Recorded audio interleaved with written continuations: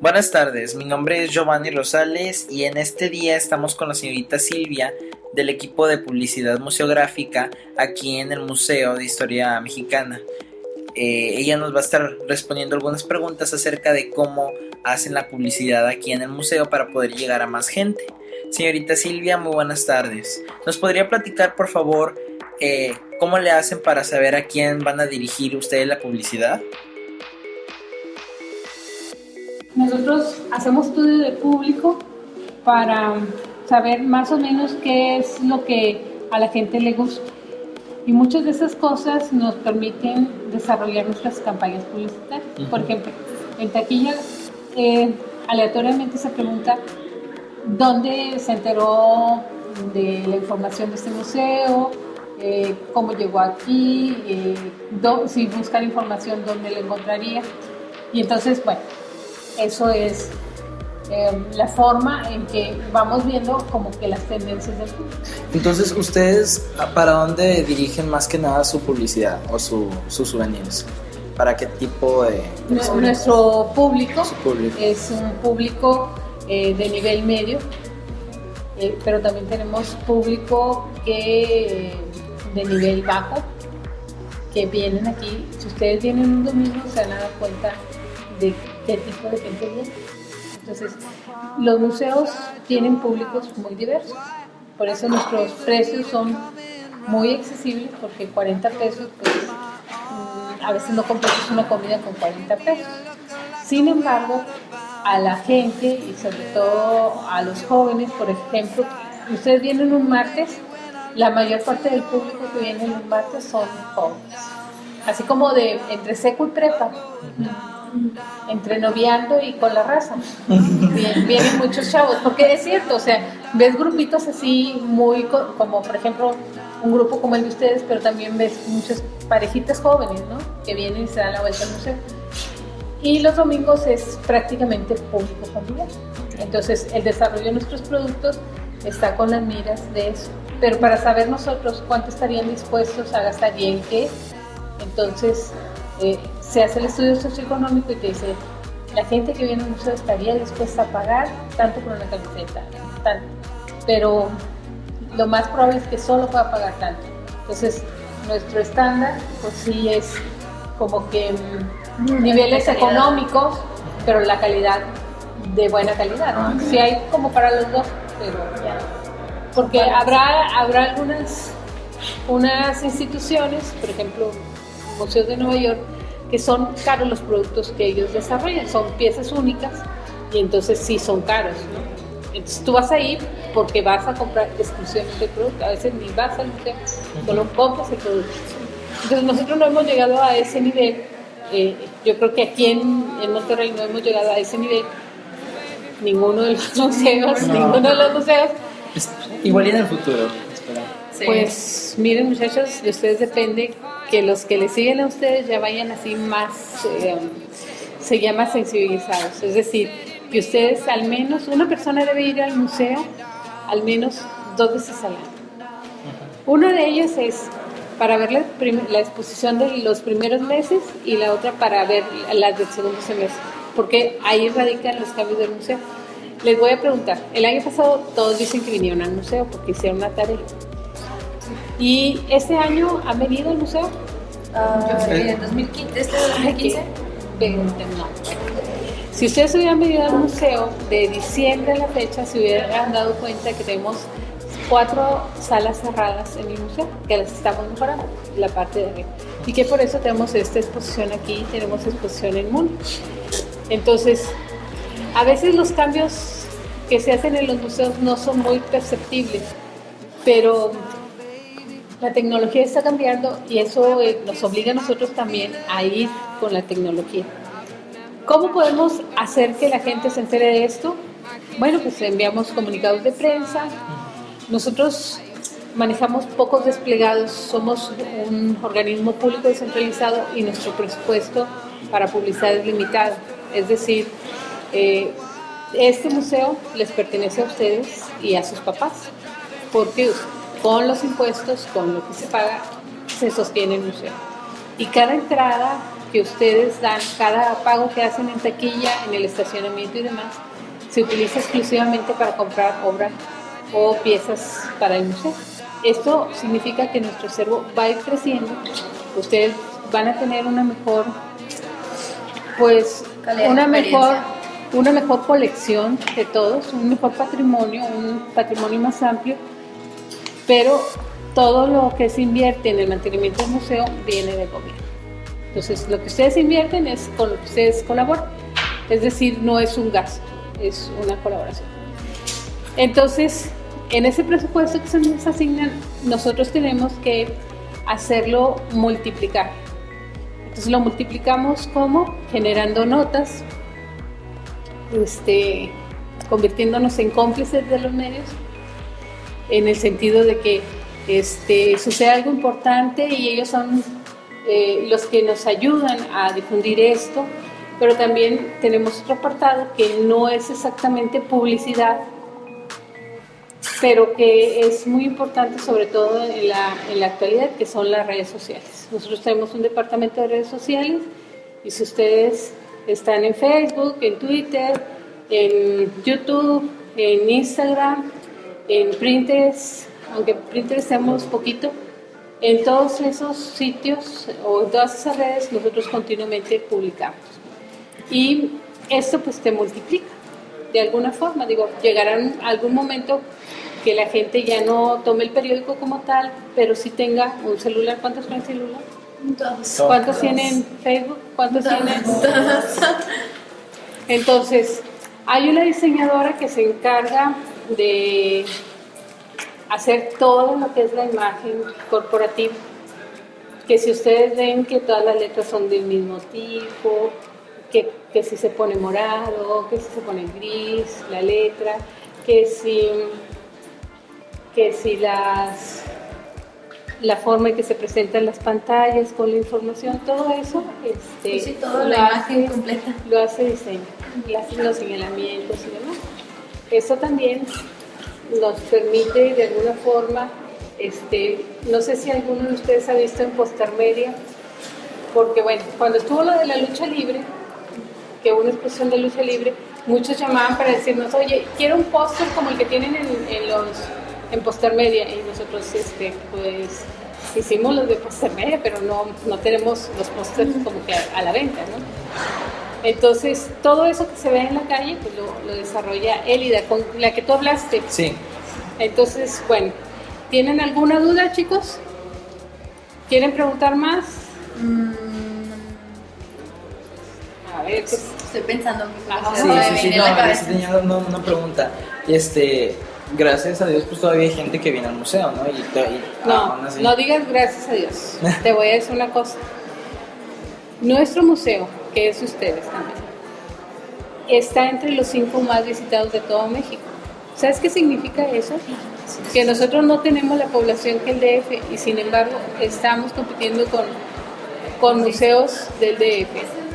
¿Qué significa esto? Que 3 de cada 10 habitantes han venido a visitar el museo. El año pasado nosotros tuvimos 1.028.000 visitantes. Logramos superar el millón, ¿no?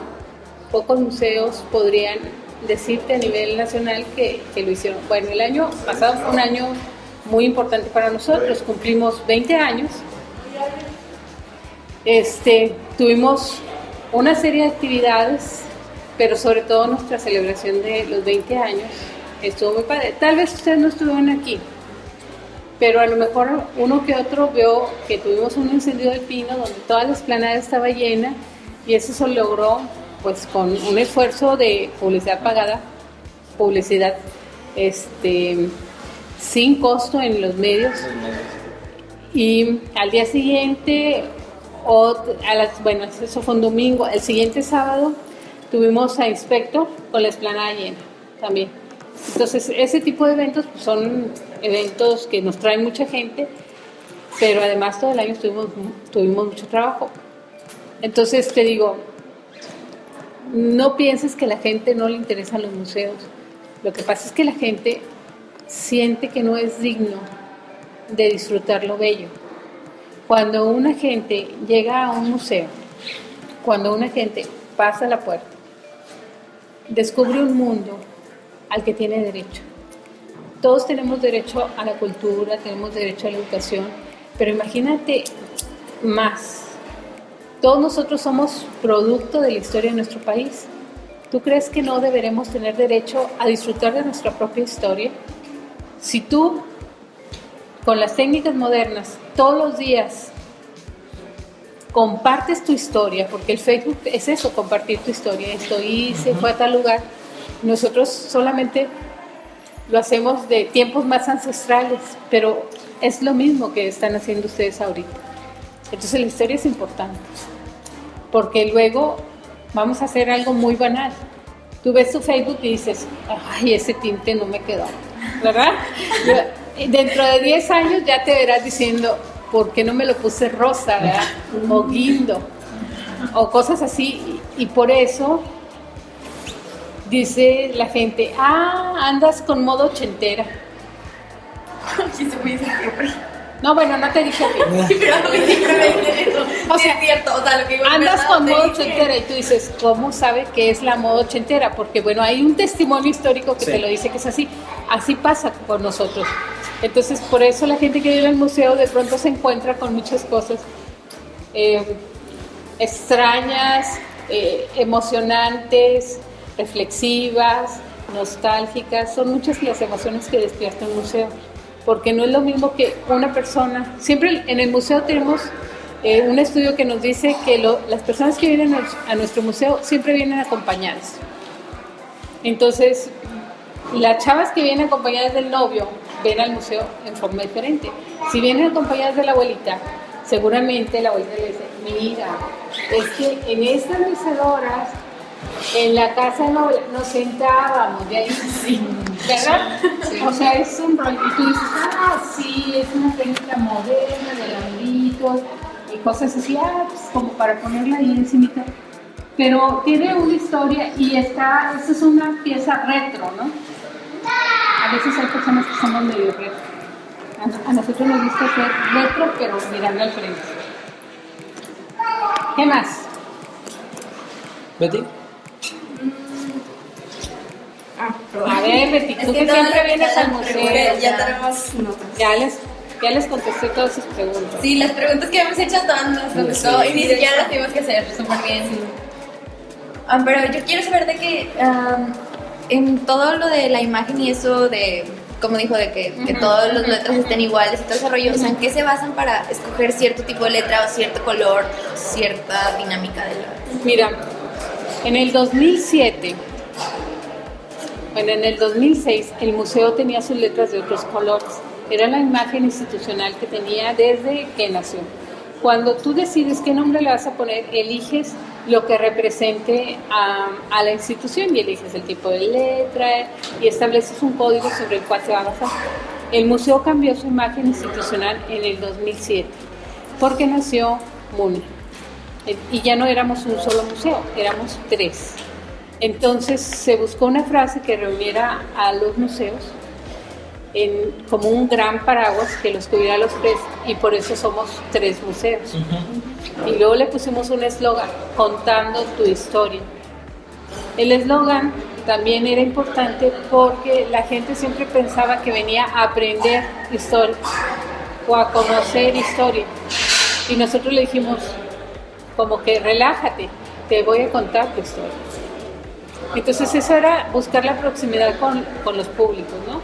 Incluso el Museo del Noreste, que es Museo del Noreste, empezó a abreviarse como MUNI, porque también que la gente lo sintiera cercano.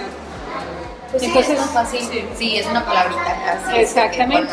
Entonces se decidió cuál era el color institucional. En este caso se eligió el morado, porque tiene un montón de simbolismos el morado. Y se eligió el tipo de letra, cómo se iban a utilizar los logos, si se iban a utilizar mascotas, qué mascotas iban a hacer. Y bueno, pues se va definiendo todo esto, ¿no? ¿Cómo se elige la letra? Pues es el estudio que se hace para, en el momento en que se elige el logo y todo esto. Pues lo que combine, Sí. yo creo, ¿no? O sea, también tiene que ver. O sea, la imagen Pues sí, visual. que armonice, porque pues tampoco se pone... Exactamente. Por ejemplo, en eso, un año antes se había abierto el museo que está en Palacio, y ese museo se llamaba Museo del Palacio de Gobierno. Entonces, cuando en el 2007 que se redefinió la imagen, se quedó nada más como Museo del Palacio. Y Museo del Noreste pasó a ser MUN. Entonces, todo así como que haciéndolo mucho más accesible a la gente, ¿no? Más práctico. Y ya en la imagen gráfica, pues se empezó a usar una fuente que todos usamos, y una persona, cada vez que alguien va a emitir algún documento, la persona de diseño gráfico es la que establece, le da el visto bueno que le llaman, de que sí está aplicando todo lo concerniente al diseño. Y en caso de que no se cumpla todo eso del documento, ¿la persona de diseño también lo cambia o no? No, hay un manual. Okay, En el o sea, lo manual tienes se que seguir. cambia. Ustedes van a ver, les sugiero que entren a Facebook a Facebook o se registren para que les lleguen las invitaciones. Van a ver que nuestras invitaciones, aunque son de asuntos diferentes, aunque tienen imágenes diferentes, aunque tienen títulos sugerentes o muy académicos, todas mantienen un estilo de diseño. Siempre verán que arriba van 3 museos presenta y abajo van los logos, el color en el que van, si esto van en color negro y se va en color, qué color le voy a poner a esto. Todo eso está establecido. Y entonces no vas a ver como tutti frutti en los diseños porque hay un estilo muy definido. Entonces cuando la gente ve, es de Museo de Historia. Sí, luego. Dicen, sí, pero siempre dicen el Museo de Historia o 3 museos. Sí, yo siempre hago Museo de Historia. Sí, así. Sí es. Les voy a decir una cosa. Hace poco hicimos un estudio de público.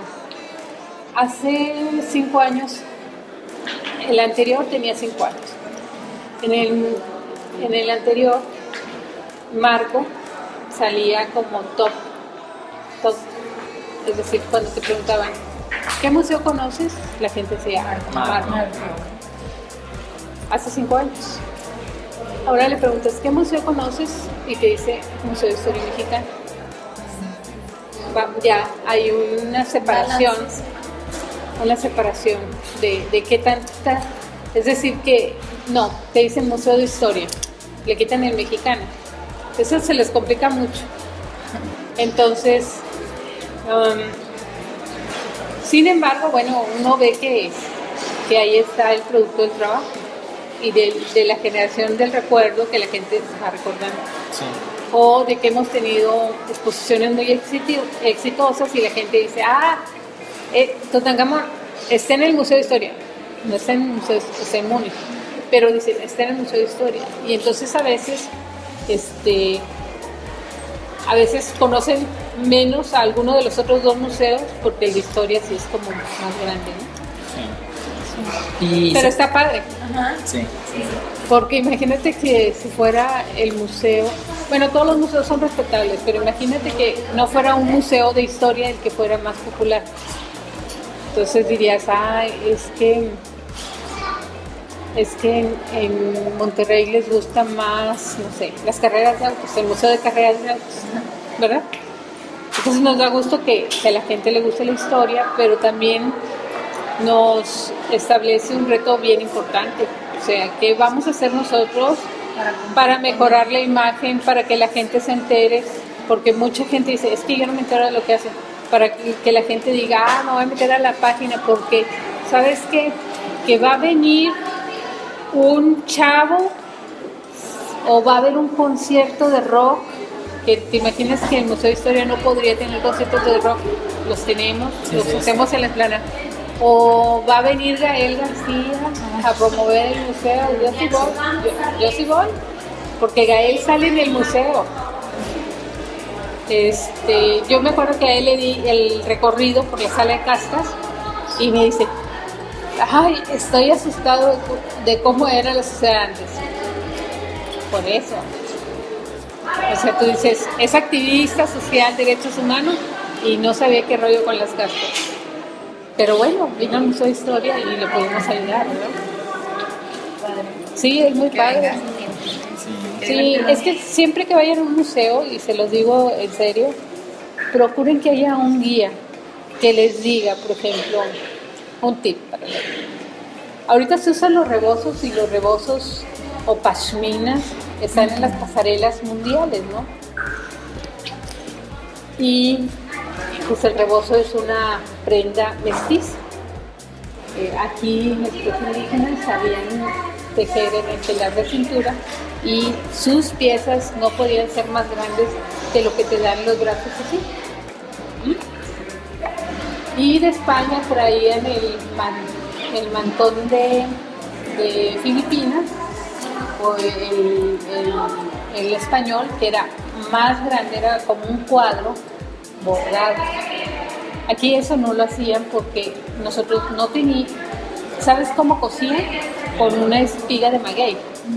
Cuando llega la nau de China, que es donde viene la seda y todo lo demás, nos encontramos con las primeras agujas, nos encontramos con los botones, con la seda, con un montón de cosas. Bueno, entonces los rebozos, si ustedes los ven, no son muy anchos, son lo que ocupan las manos de codo a codo, porque era como trabajaban en el telar de cintura. Entonces cuando llegan y ven a la Malinche con una cosa amarilla, dicen que era la mujer que traía el sol, porque traía un rebozo amarillo. Qué bonito. Qué bonito, ¿verdad? Entonces, bueno, ahorita se me ocurrió porque está en el rebozo. Entonces creo que hay muchas cosas que la historia nos puede acercar, hay muchas cosas con las que nos puede hacer reflexionar, porque sé que 16 años son. Sí. 15, 16. Bueno, no lo hagan, chicos. En esta época uno se asusta porque hay embarazos de jóvenes como de esta edad. Y en el siglo XIX, para las niñas, en el siglo XIX las mujeres tenían un promedio de vida de 35 años. Imagínense lo que son 35 años. Entonces a los 14 años ya estaba decidido como su futuro, o sea, casar con tal, etcétera, se va a ir de monja, esta se va a retirar al convento de tal tipo. Y las que no tenían ya definido, pensé que no traía, las que no tenían como que definido el futuro, entonces les hacían esos bailes que se llaman de presentación a la sociedad, los 15 años que ahora conocemos. Entonces cuando tú piensas en aquello y ahora dices, pues, qué bueno que ya avanzamos, vamos a la prepa, manejamos autos, salimos con las chavas, usamos pantalón, nos cortamos el cabello. ¡Wow! ¿Cuánto han avanzado? Y qué padre que de pronto todos se echen una vueltecita a los museos y puedan aprender eso que pues, los guías se puedan decir, y de pronto, porque todo parecería que fuera muy fácil, que las niñas siempre fueron a la escuela, sí iban a la escuela, pero les enseñaban a coser, a tejer, a cocinar, a prepararse para su vida futura, ¿no?